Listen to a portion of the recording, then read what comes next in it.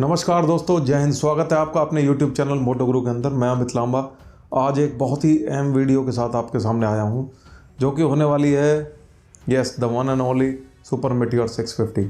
तो दोस्तों 650 इंटरसेप्टर के बाद जो कोई बाइक जिसके चर्चे बहुत ज़्यादा हो रहे हैं मार्केट में, वो है सुपर मेटियोर। तो दोस्तों इटली में एक जगह है मिलान एक शहर है, उसके अंदर एक EICMA नाम का इवेंट हुआ है। उस इवेंट में रॉयल एनफील्ड ने अपनी मोटरसाइकिल को लॉन्च कर दिया 650 मेटियोर। तो दोस्तों अगर आप मेरे पुराने सब्सक्राइबर रहे होंगे तो आपने मेरी एक वीडियो देखी होगी जिसमें मैंने सुपर मेटियोर के ऊपर पूरा एक लंबी चौड़ी वीडियो मैंने बनाई है, जिसमें मैंने बाकायदा बताया है कि इस बाइक को बनाने के लिए क्या कॉन्सेप्ट, क्या थ्योरी रॉयल एनफील्ड ने मन में रखी होगी और कैसे इसको डिज़ाइन किया होगा। तो लॉन्चिंग अगर आपने देखी हो, ध्यान से सुनी हो, तो वो अपने आप में एक बहुत बड़ी कहानी बयान करती है। मार्क वेल्स ने जैसा कहा कि टूरिंग मोटरसाइकिल वो एक अलग से उसके एक मायने होते हैं। ये एक मोटरसाइकिल इंडस्ट्री से हट के कुछ चीज़ होती है। जब आप एक क्रूज़र मोटरसाइकिल को ड्राइव करते हैं तो आप एक लाइफ का एक्सपीरियंस ले रहे होते हैं। आप डेस्टिनेशन के बारे में नहीं सोच रहे होते हैं, आप जर्नी के बारे में सोच रहे होते हैं। वो जर्नी ही उसका एक एक्सपीरियंस होता है। आप नेगेटिविटी को पीछे छोड़ते हुए चले जाते हैं और जो पॉजिटिविटी होती है, एक क्रूज़र मोटरसाइकिल की मैं परिभाषा आपको बता रहा हूँ। हो सकता है कुछ लोगों के समझ में ना भी आए, तो अगर लेकिन आप एक बाइकर हैं और आप एक स्पेशली क्रूज़र बाइकर हैं तो आपको ये चीज़ें समझ में आ रही होंगी। सामने से आती हुई जो हमारी पॉजिटिव एनर्जी होती है, हम उसको एक्सेप्ट करते हैं खुले दिल से, और जो हमारी नेगेटिविटी होती है हम उसको पीछे छोड़ते हुए चले जाते हैं। लाइफ में आगे बढ़ने का एक आपको इंस्पिरेशन प्रोवाइड करती है एक क्रूजिंग मोटरसाइकिल। तो ये जो एक्सपीरियंस है, इस एक्सपीरियंस को सारी मोटरसाइकिल जो कंपनीज़ हैं दुनिया में, वो कोशिश करती हैं कि इस एक्सपीरियंस को आपको अच्छे से अच्छा दें।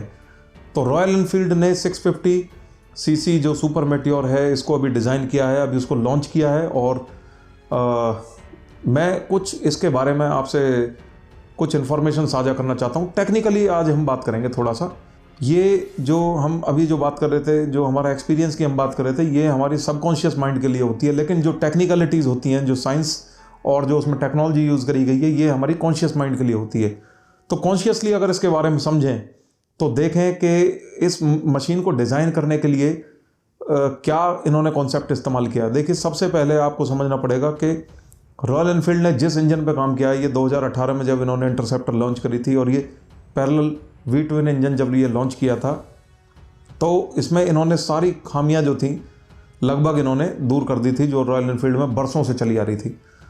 रॉयल एनफील्ड की सबसे बड़ी कमी क्या थी कि इसकी बाइक के अंदर जो हमारी पुश रॉड्स होती हैं, ये पुश रॉड का मैकेनिज्म बहुत पुराना हो चुका था और ये अपडेट भी नहीं हो पा रहा था, काफ़ी दिन हो गए थे। तब इन्होंने जो है सिंगल ओवरहेड कैम का इंजन ये डिज़ाइन किया। उसके बाद पैरेलल ट्विन इंजन जब ये आ गया, इसकी परफॉर्मेंस बहुत अच्छी निकली। ये जैसे एक बीच में जो इंजन आया था UC इंजन, उसमें आप देखेंगे कि उसमें लीकेज बहुत हुआ करती थी। सिलेंडर के ऊपर हमेशा इसमें लीकेज हुआ करती थी, वो बिल्कुल ही अवॉइड करती। तो इंजन इनका रिफाइंड था, बहुत अच्छा 52 न्यूटन मीटर का एक 648cc का अच्छा खासा इंजन के पास रेडी हो गया था। अब बात इनकी एर्गोनॉमिक्स की थी। इस इंजन को, मशीन को इन्होंने इस्तेमाल किया इंटरसेप्टर के अंदर, एक अलग पोस्चर इन्होंने दिया रोडस्टर टाइप में। उसके बाद फिर उन्होंने कॉन्टिनेंटल GT को एक अलग से एक पोस्चर बना कर दिया, जो कैफे रेसर टाइप में। बात आती थी एक क्रूज़र मोटरसाइकिल की। क्रूज़र मोटरसाइकिल एक ऐसे सेगमेंट था जो रॉयल एनफील्ड ने डिज़ाइन नहीं किया था। और कोई भी बाइक, मेटियोर को भी मैं अभी एक प्योर क्रूज़र नहीं बोल सकता। 650 सुपर मेटियोर इनका प्योर क्रूज़र मोटरसाइकिल है।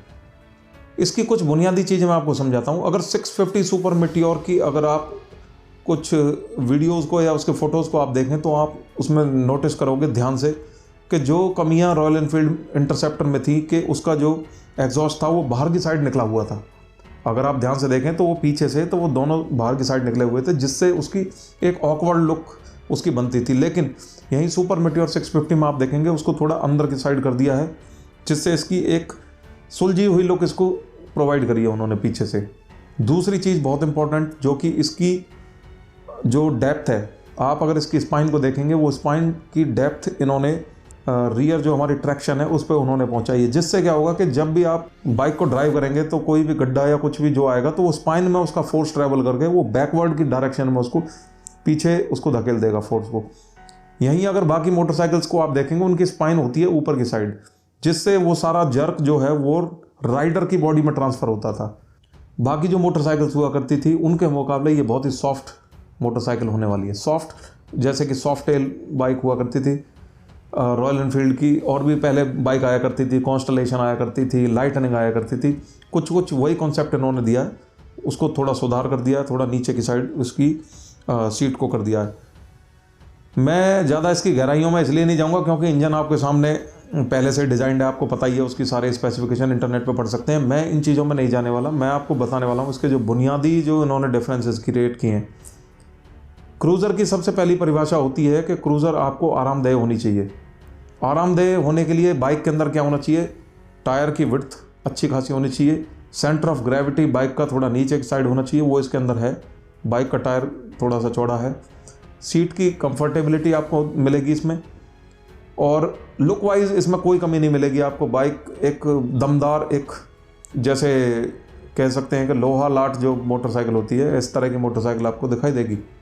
और क्रूज़र की ये पहचान भी होती है, क्योंकि वेट टू अगर पावर रेशियो है वो बहुत ज़्यादा रखना पड़ेगा, वेट बढ़ाना पड़ेगा। अब इसमें कुछ मुझे दिक्कतें दिखाई दे रही हैं, जो दिक्कतें अभी खैर मैंने बाइक ड्राइव नहीं करी है तो मैं कॉन्फिडेंट नहीं हूँ कि वो प्रॉब्लम्स आएंगी, लेकिन मेरा एक्सपीरियंस कहता है कि ये प्रॉब्लम होने वाली है। अगर आप सुपर मेटियोर 650 को ध्यान से देखें तो उसमें इन्होंने 50 किलो का डिफरेंस कर दिया है एज़ कम्पेयर टू इंटरसेप्टर 650। अब 50 किलो का जो डिफरेंस होगा ये भाई कहीं ना कहीं तो प्रॉब्लम करेगा। इंजन आपका सेम है इंटरसेप्टर के अंदर, जो कि एक लाइट वेट मोटरसाइकिल है। उसी इंजन को अगर आप एक बड़ी एप्लीकेशन में लगा रहे हो, हायर वेट की एप्लीकेशन में अगर आप यूज़ कर रहे हो, तो कहीं ना कहीं उसके ड्रॉबैक्स होने वाले हैं। पहला जो ड्रॉबैक्स होगा वो आपकी लैगिंग के अंदर होगा। लैगिंग का मतलब ऐसे समझें कि जैसे अगर एक बाइक 200 किलो की है और एक बाइक 250 किलो की है, अगर मैंने सेम टॉर्क इनको दोनों को दिया हुआ है, जो कि सेम इंजन है, टॉर्क बिल्कुल सेम मिलेगा आपको 52 न्यूटन मीटर का, तो जो पकड़ होगी लाइटर मोटरसाइकिल की उसका एग्रेशन ज़्यादा होगा, और जो हायर वेट की जो बाइक होगी उसका एग्रेशन थोड़ा कम होगा। अब ये मुझे पता नहीं है कि इन्होंने टॉर्क को कैसे डिवाइड करा है, क्योंकि टॉर्क को डिवाइड करने के लिए गियर रेशियो होते हैं। गियर से आप उसको टॉर्क को डिफाइन कर सकते हो कि कितना आपको देना है, फर्स्ट गियर में, सेकंड में, सिक्स्थ गियर में। तो फर्स्ट गियर में अगर इन्होंने उस टॉर्क को, एग्रेशन को ज़्यादा दिया होगा तो जाहिर सी बात है उसके आरपीएम कम हो गए होंगे। तो कम आरपीएम पे ज़्यादा टॉर्क मिलने का भी कोई खास फ़ायदा नहीं है। तो कहीं ना कहीं ये एक नेगेटिव पॉइंट मुझे दिखाई दे रहा है कि ज़्यादा वेट अगर किया है और इंजन को सेम रखा गया है तो कहीं ना कहीं लैगिंग आपको दिखाई देगी। मुझे लगता है कि इंजन में थोड़ा सा और सुधार करके हायर वर्जन का एक इंजन निकालना चाहिए था, और हो सकता है ये अभी शुरुआत हो, ये उसी पे काम कर रहे हो। क्योंकि अगर आप इसके चेजी को देखेंगे तो इन्होंने उस चेजी के अंदर जो ट्यूबुलर चेजी इन्होंने डिज़ाइन किया है वो इतना बड़ा चेजी है कि ये 650 सीसी का इंजन उसके सामने बहुत छोटा सा दिखाई देता है। तो ज़रूर हो ना हो इस पे 750-800 सीसी के इंजन पे ज़रूर रॉयल एनफील्ड काम कर रही है, जो कि फ्यूचर में आएगा, मुझे ऐसा लगता है। क्योंकि अगर आप इसका इंटरसेप्टर वर्जन आप देखें, 1962 में अगर इन्होंने जो इंटरसेप्टर निकाली थी पुरानी वाली, वो हुआ करती थी करीब 692 सीसी की। उसके बाद इन्होंने फिर 700 इंटरसेप्टर इन्होंने डिज़ाइन करी, जो कि इंटरसेप्टर 1 के नाम से आया करती थी। उसमें 746 सीसी का इंजन हुआ करता था। ये वहाँ पर भी नहीं रुके, फिर इन्होंने सीरीज़ 2 निकाली। सीरीज़ 2 इंटरसेप्टर में फिर इन्होंने हमारी मैग्नेटो इफेक्ट जो देती है, एक कॉयल होती है, उस कॉयल को इन्होंने रिफॉर्म किया था। फिर उसके बाद सीरीज़ 3 इन्होंने निकाली थी इंटरसेप्टर, उसमें 792 सीसी का इंजन इन्होंने निकाला था। तो इन्होंने देखा कि भाई अगर पैरेलल ट्विन इंजन, वो भी पैरेलल ट्विन इंजन था, अगर मेरा वेट टू पावर रेशियो कम है तो उसको उन्होंने रिफाइंड करते करते करते उसकी इंजन की कैपेसिटी बढ़ाई, तब जाके वो 792 सीसी पे उन्होंने उसको प्रोटोटाइप बनाया था। हालांकि वो प्रोडक्शन में नहीं आई थी। उसके बाद बहुत सारी वजूहत रही, उन्होंने उस बाइक को नहीं निकाला, और उसके बाद कुछ वर्ल्ड वॉर या जो भी कुछ रीजंस रहे होंगे, उन्होंने उसको बंद कर दिया। फिर उसके बाद ये 350 सीसी पे काम करते रहे। अब 2018 में फिर से वही पैरेलल ट्विन इंजन उन्होंने निकाला, लेकिन 650 सीसी में इन्होंने निकाला। तो पावर काफ़ी ज़्यादा घट गई है। वो 202 किलो की अभी जो इंटरसेप्टर आई है, ये 250 किलो की। तो वेट बढ़ गया है, पावर फिर से वही रही है। लेकिन मुझे लगता है कि इसके नुकसान होंगे, और कंपनी अगर इस पर काम कर रही है तो ज़रूर करना भी चाहिए। अगर पकड़ बनानी है इनको क्रूज़र सेगमेंट में तो पावर रेशियो बढ़ाना पड़ेगा। दूसरी चीज़, जो लोग ये सोच रहे हैं कि ये हार्ले डेविडसन है, दूसरी इंडिया की हार्ले डेविडसन, नहीं भाई, देखिए हार्ले डेविडसन ये कभी नहीं हो सकती। हार्ले डेविडसन ऐसे नहीं हो सकती। पहली बात, हार्ले डेविडसन की जो क्वालिटी ऑफ प्रोडक्ट्स है वो अनबीटेबल है। रॉयल एनफील्ड की जो क्वालिटी है वो इतनी अच्छी नहीं है। इसमें बहुत जल्दी कास्ट आयरन में जंग लग जाता है, कहीं पर भी स्टील का इस्तेमाल नहीं करते। तो क्वालिटी वाइज मैं इसको कभी भी हार्ले डेविडसन तो कभी नहीं मानूंगा। हाँ, ये कह सकते हैं कि ये एक अपने आप में एक नई मोटरसाइकिल है जो कि एक नया इरा स्टार्ट करा है इंडिया में, तो उसको वहीं तक ही सीमित रहने दें। उसको रॉयल एनफील्ड को हार्ले डेविडसन बनाने की कोशिश ना करें। हार्ले डेविडसन एक अलग कैटेगरी की बाइक है, उसका प्राइस कैटेगरी बिल्कुल अलग है और उसके कस्टमर्स की कैटेगरी भी बिल्कुल अलग है। रॉयल एनफील्ड एक ठीक ठाक मोटरसाइकिल है जो कि हमारी मिड रेंज सेगमेंट में शायद मेरे ख्याल से कोई और 650 सीसी में कोई शायद क्रूज़र आती हो, और अगर आती भी होगी जैसे वल्कन आती है तो वो परफॉर्मेंस वो नहीं दे पाती। लेकिन हम ऐसा तो नहीं कह सकते इसको यहीं पर रुक जाना चाहिए। हार्ले डेविडसन नहीं है लेकिन इसको हार्ले डेविडसन बनाने की कोशिश तो करनी चाहिए। तो हार्ले डेविडसन बनाने की कोशिश करने के लिए मुझे नहीं लगा उन्होंने क्या मेंटालिटी, उनकी क्या साइकोलॉजी रही होगी, लेकिन ये अपने आप में एक बहुत बड़ी बात है कि इन्होंने एक सुपर मेटियोर की क्रूज़र निकाली जो कि सारे उद्देश्य पूरा कर देती है। क्रूज़र की कमियां हैं उनको सुधारेगी, और 800 सीसी का अगर इंजन उन्होंने बना दिया तो मैं मानता हूं कि वो बहुत अच्छा होगा। क्योंकि एक कमी और है इसमें, 650 सीसी का जो इंजन है इसमें दिक्कत क्या है कि 648 सीसी में अगर आपने ध्यान से देखा हो तो इसकी एवरेज जो माइलेज आती है वो लगभग 31 किलोमीटर पर लीटर आती है। और वहीं अगर हार्ले डेविडसन की जो 1745 सीसी की मोटरसाइकिल आती थी उसकी लगभग 18 के आसपास आती थी। तो 1800 सीसी की मोटरसाइकिल अगर आपको 18 या 17 की एवरेज देती है और उसका 152 न्यूटन मीटर का टॉर्क देती है वो, और कहाँ पर ये हमारा 52 न्यूटन मीटर का टॉर्क देती है, और 650 सीसी का इंजन जो कि उससे 3 गुना छोटा इंजन है, लेकिन एवरेज देती है ये 30 की। तो एवरेज भी उसके हिसाब से कम है, रिफाइनमेंट करी है लेकिन इस लेवल की नहीं करी है कि उसको बीट कर सके हार्ले डेविडसन को। हार्ले डेविडसन बहुत एफिशिएंट इंजन होते हैं, लेकिन काम जारी है, करेगा। मार्क वेल्स ने एक चीज़ और कही, अगर आपने ध्यान से सुनी हो, मार्क वेल्स ने कहा कि भाई हम कंपटीशन नहीं करते हैं, हम किसी भी बाइक का कंपटीशन नहीं करते हैं, हम अपने आप में एक नई एक ऐसी टेक्नोलॉजी डिलीवर करते हैं कि वो कस्टमर के लिए अनोखी होती है, अपने आप में अलग होती है। हम किसी कंपटीशन के साथ बाइक्स को नहीं डिज़ाइन करते हैं। वो कह रहा था, सिद्धार्थ लाल ने कहा कि हम खुद एक राइडर हैं, हम अपने जो फेलो राइडर्स होते हैं कस्टमर्स के साथ हम राइड करते हैं, हम प्रॉब्लम्स को समझते हैं, हम देखते हैं, उनके एक्सपीरियंसेस लेते हैं और उसके बाद फिर उनको सुधारने की कोशिश करते हैं। मैं मानता हूँ कि यही एक ताकत है रॉयल एनफील्ड की जो इसको आगे बढ़ा रही है, और मुझे लगता है कि इसी तरीके से अगर ये आगे बढ़ते रहे तो वो दिन शायद दूर ही नहीं है जहाँ ये डोमिनेट करेगी पूरे वर्ल्ड को।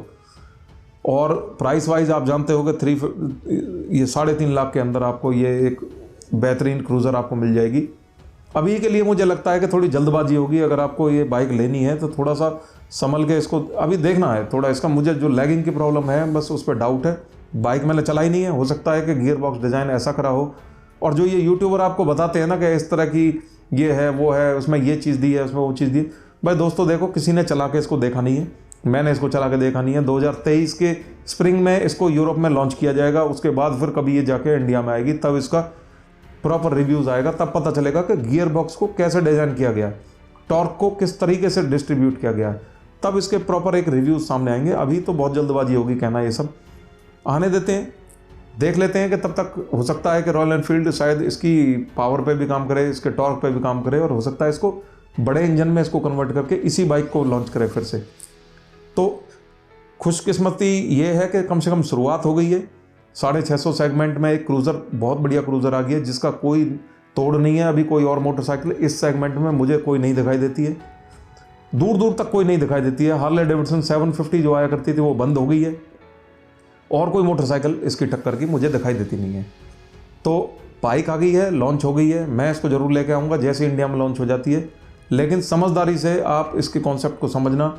जो मैंने प्रॉब्लम्स इसकी गिनवाई हैं, अभी पता नहीं है कि वो होंगी भी या नहीं होंगी, लेकिन चांसेस यही हैं कि वो कहीं ना कहीं इफेक्ट ज़रूर करेगा।